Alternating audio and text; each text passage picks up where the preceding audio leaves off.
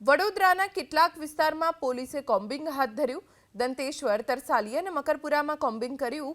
2 કે તેથી વધુ ગુનામાં સંડોવાયેલા શખ્સને લઈ તપાસ પણ હાથ ધરાઈ। ડીસીપી ઝોન 3 અને 4 ની સંયુક્ત કામગીરીમાં શંકાસ્પદ શખ્સોને રાઉન્ડ અપ પણ કરવામાં આવ્યા। દંતેશ્વર, તરસાલી, મકરપુરા કે જ્યાં પોલીસે કોમ્બિંગ હાથ ધર્યું। 2 કે તેથી વધુ ગુનામાં સંડોવાયેલા શખ્સોના ઘરે પણ તપાસ હાથ ધરી। વડોદરામાં કાયદો વ્યવસ્થાની સ્થિતિ જળવાઈ રહે તે માટે પોલીસે કોમ્બિંગની કાર્યવાહી હાથ ધરી છે।